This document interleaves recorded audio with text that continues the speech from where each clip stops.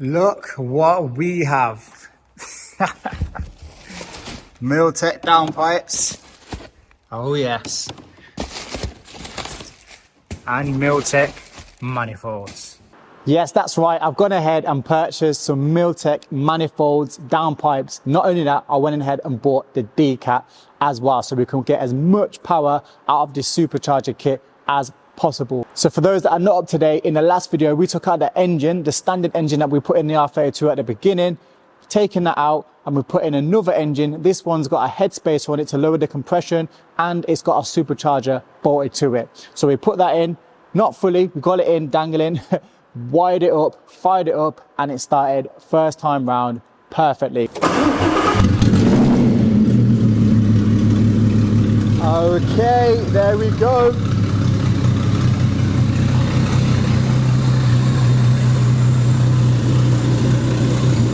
While it was out, I was umming and ahhing whether I should buy some MILLTEK manifolds and downpipes, but to be completely honest, at that time, I didn't want to spend any more money on this project. We're £18,000 into this car right now, but with the help of you guys, we have managed to raise around £9,300 towards the build. So shout out to every single one of you guys for purchasing tickets. Now, what I did say in the last video was if we can sell another, I think at the time it was around 960 tickets, I will go and purchase some MILLTEK manifolds and etc. Now, we didn't quite reach that mark. However, we did manage to sell an extra 300 tickets. So listen, thank you to every single person that purchased an extra ticket, because you guys are actually buying a ticket for a car that doesn't even work right now. It's not finished, it's not ready.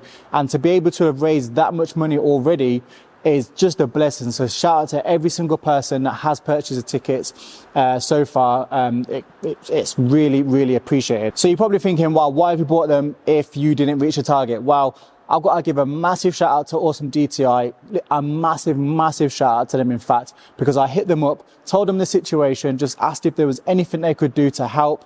And sure enough, they came through and offered me an amazing discount on these parts. So shout out to them once again. Otherwise I wouldn't have been able to have purchased them, really, because yeah, money is just absolutely tight with all these projects that are going on at the moment. The second thing that happened was I was offered some money for the air ride that's on the car. In the last video, I was umming and ahhing whether to take it off. Most of you were saying take it off, some of you were saying keep it on, but yeah, I had an offer of £1,250. So yeah, the air ride's going to be going. I'm going to take that off in this video today. Don't get me wrong, I absolutely love air ride, but I think the way that we're going to go with this is performance, drivability, and if the winner of the car wants to put on air ride, all the hard work's done. It's literally a case of bolting it up, fitting the tank, fitting the management, and all the things have been drilled, all the things have been cut that I needed to do so to put air ride back on this car. So yeah, £1,250 was the price I got for the air ride. It cost me £1,500, so it was a little bit of a loss.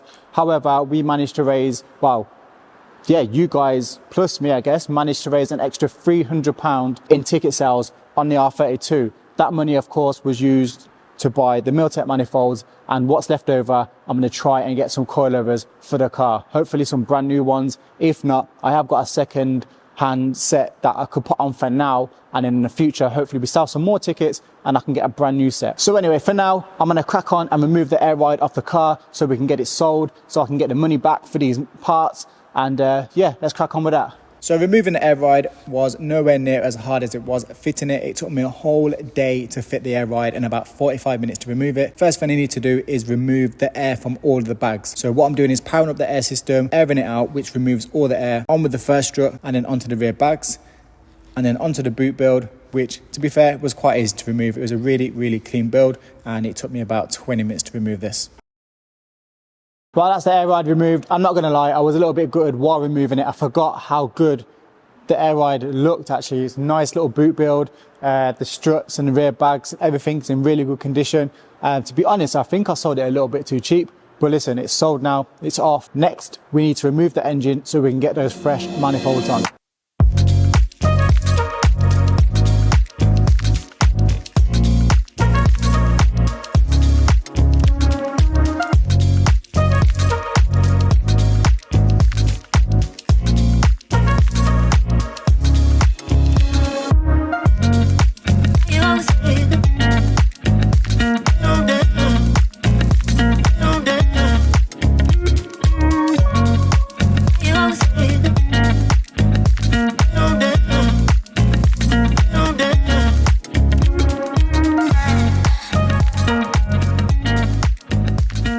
There we go, engine back out. Now obviously it wasn't that difficult, it was only held in by the 2 engine mounts.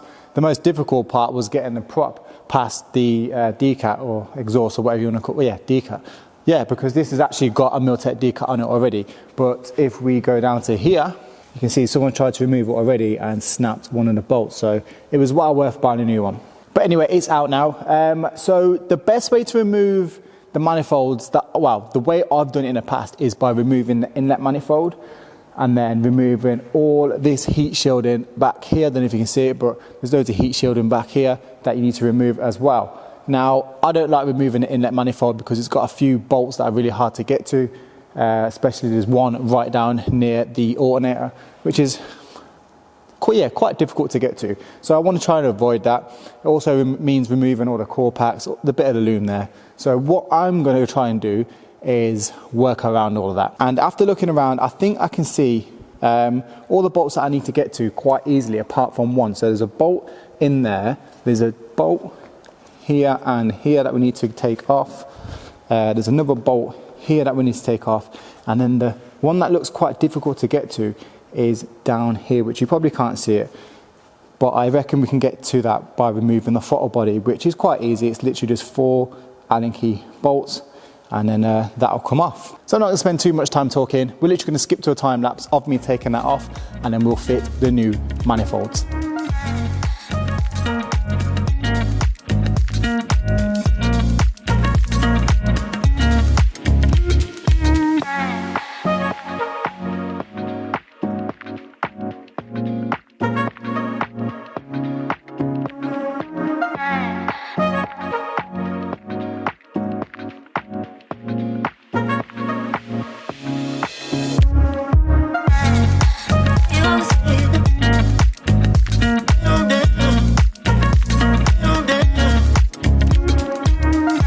So my theory was right. It was just a case of removing that heat shield. As you saw, a little bit of difficulty.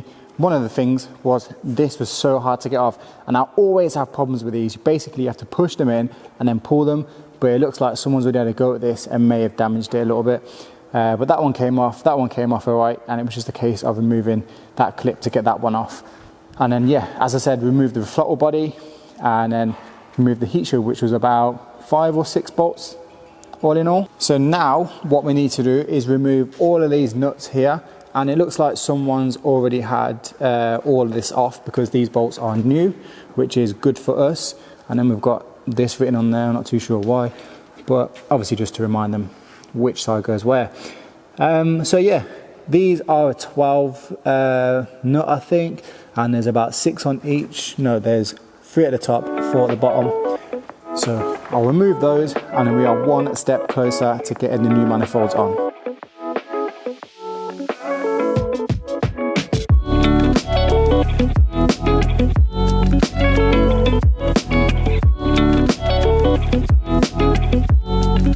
Out with the old, in with the new. Well, out with the old and we're going to put the new one shortly. But look at the difference in these. Let me just grab one quickly. So there's the old one, cast one, and there's a new one. So much more flow, and like I said, we're going to get as much power as we can out of that supercharger. Right, let's stop talking and get them on.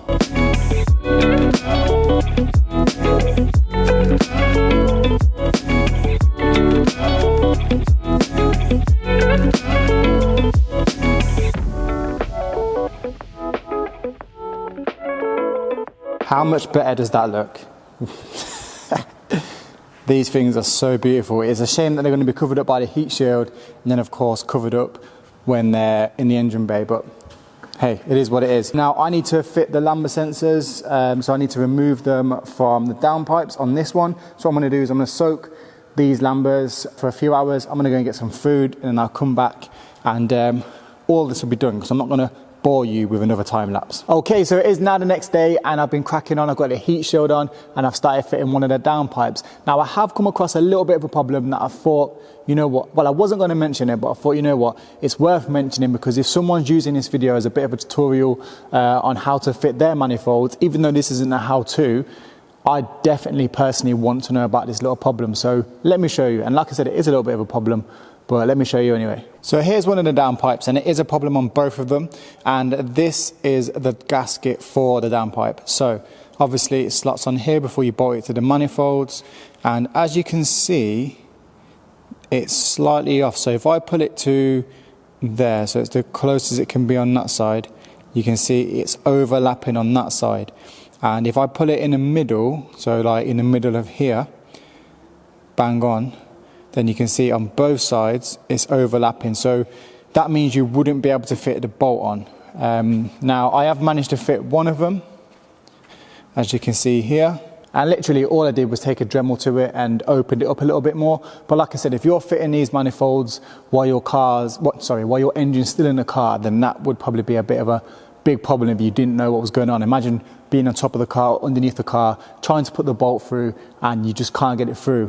So yeah, that's something to be aware of. Now, funny enough, I have actually got a set of brand new MILLTEK downpipes and manifolds here, apart from these ones, because I had some a while back and decided to sell them, and they're still here waiting to be collected. And I thought I'd just check them, and they have a different gasket. So these are the other gaskets I've got, and despite them looking a bit dirty, they are brand new. They're still in this sealed bag. I haven't opened them and swapped them or anything like that. So yeah, these ones are different. So it hasn't got the oblong hole, it's just got two perfect holes basically. It would be interesting to see if they actually fit, or have they done that because they've had a problem with that? I don't know. But either way, like I said, it is a small problem. I'm literally just going to take a Dremel, or I already have taken a Dremel to the other one, opened it up a little bit more, and yeah, it literally took me 2 minutes. And look, that's not me moaning, that's just me making you guys aware. Yes, I did get a really good discount on these MILLTEK manifolds, but I did actually pay for them, and it's still quite a lot of money that I paid for them. So yeah, it's just something worth noting. I'm pretty sure if I was to approach MILLTEK, they would probably send me out another gasket, but I'm not going to do that because I haven't got the time. I want to get this engine in today. So like I said, I've been cracking on. I've got the heat shield back on. I remember to put that back on, that little problematic pipe there. I've got one of the downpipes on, and I'm only going to put one of the downpipes on. In fact, no. Yeah, I might put one on, or I might put the other one on but leave the bolt out. And the reason for that is I've fitted these MILLTEK manifolds before, bolted it all up, put the engine in the car, and I was unable to get the prop to fit back on here because if I show you this, so if I just line this downpipe up here, basically it doesn't leave a lot of room for you to get the prop on here. And trust me, I've had this problem in the past. It might look like it does, and unless they've changed them since I last put a pair of these on, well, a set of these on, then it doesn't fit. So just bear that in mind when fitting yours. Also, it is quite hard to get these the wrong way around, but just in case, you know, this isn't a how-to, like I said earlier, but just in case you're using this video as a bit of a how-to, then this one always goes on the gearbox side. And the reason for that is I've got this little bracket on here for the gear linkage selector, and the cables go past that just to stop it from burning through. But yeah, also make sure, another way to tell is that it will always look like that. You'll have one bolt at the top and two at the bottom. And if you look at your D cat, or even your original cat, or whatever you're going to be putting on, you'll be able to see that is how it goes. Now the engine is pretty much ready to go back in. I've got the lambda sensors in. Another thing, make sure you get those the right way around. And then yeah, I think, you know what, I think I'm just going to roll it in and tackle that downpipe once the engine's in, because I've, lucky enough, got all the subframe off and stuff, so it's going to be quite easier for me to work on this than it would be if you didn't have your subframe off or your engine out. So I'm going to roll the engine in, and then we'll go from there.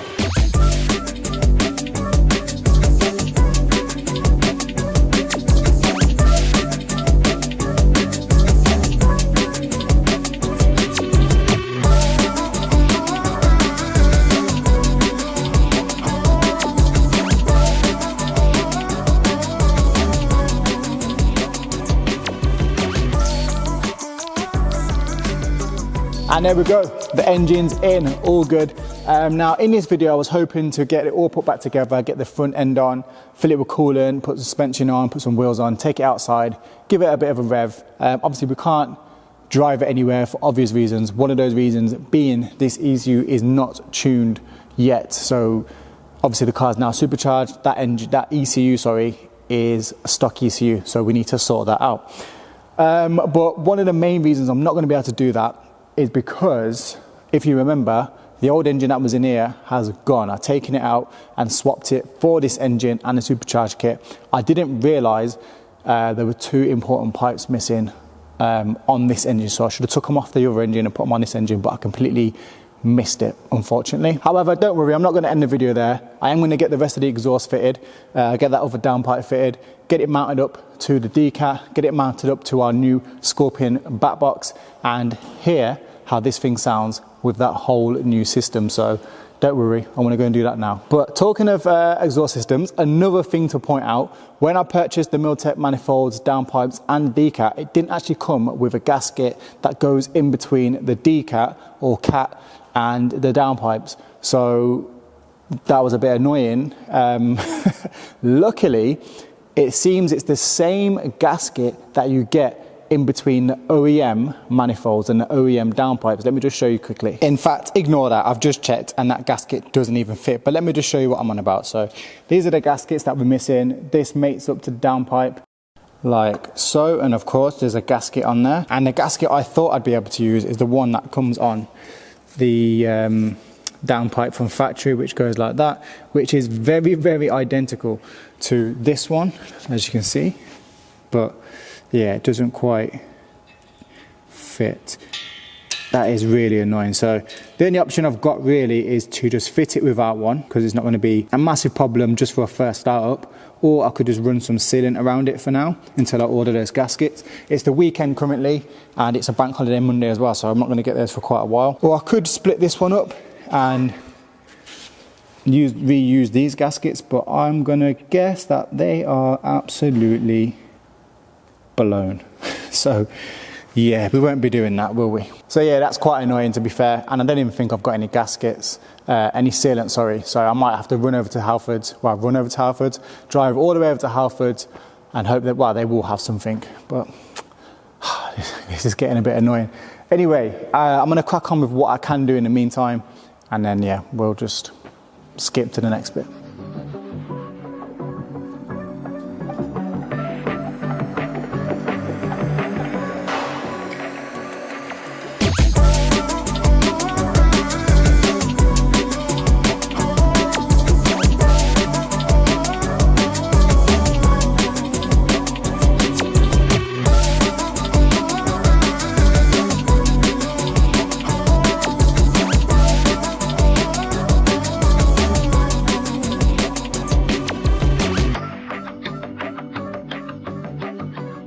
Well, quite a few hours later, and not only did I get the decat on, I managed to get the whole front end on as well. I managed to find two of those pipes that I was missing in my big box of spare parts, so that was a relief.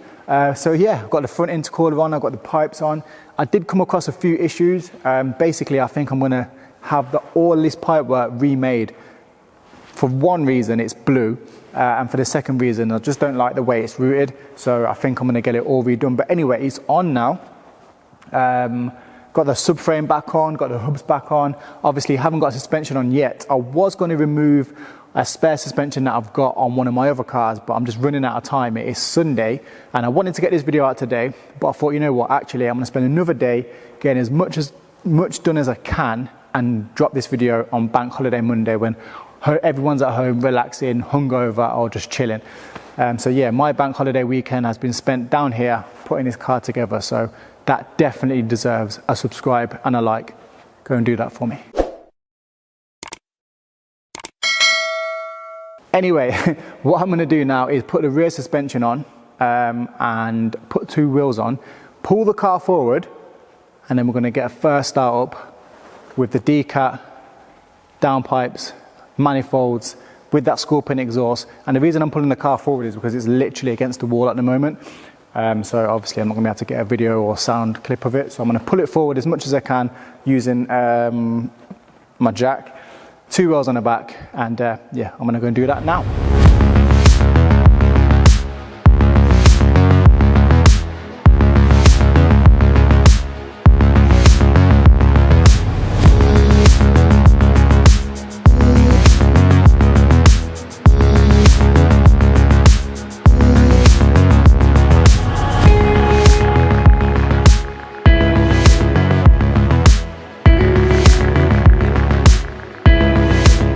Okay, so I failed at getting this rear springs on. I'm literally out of energy. I haven't eaten all day, but yeah, we managed to push it forward anyway. And how good does that look? It's kind of making me regret getting rid of the air ride now. But anyway, forget that. Let's get this first start up. Sorry guys, just quickly, I'm giving you a chance to win this TTRS for just 99p. This is one of the best TTRSs that you will find in the UK, and it can be yours for just 99p. £30,000 cash alternative. Head over to the website, check it out. Loads of carbon goodies. Just go and check it out anyway. Back to the video. So I didn't realise at this point my microphone had died, and it's probably for a good reason actually, because the car sounded like an absolute bag of nails. Now obviously the car is still on the stock ECU. This ECU hasn't been tuned. There's nothing wrong with it being a stock ECU, it's just that the ECU has not been tuned to take into consideration the fact that it's now got a supercharger, bigger injectors, and a whole load more of stuff. Right, okay, so I tried it again with the standard ECU and it wasn't working, but those that might remember, I actually used to own this charger kit before, and it came on a different car. That other car came with a standalone ECU, it came with a Cyvex that I kept when I sold the charger kit. Now, basically, long story short, I fitted that Cyvex to this car and it started and runs perfect. It has got different injectors in it, so I don't feel like I could drive it or anything like that, but it sounds perfect. Now, as you might have seen, or there might be like a sound difference, my camera died and I've had to switch to another camera, so hopefully it sounds just as good on this one. If it doesn't, I'm sorry, and you have to wait to the next video. But anyway, let's give it a first start up now that it's running perfect.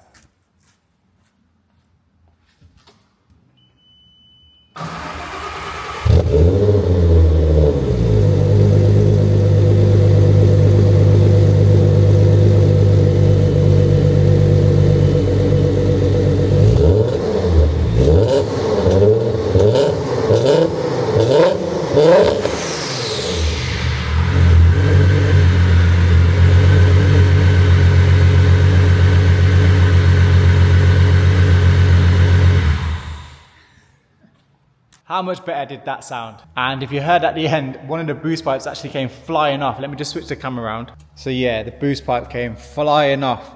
There's a bit of it there and there's a bit of it over there. Well, funny enough, this boost pipe wasn't actually on properly anyway.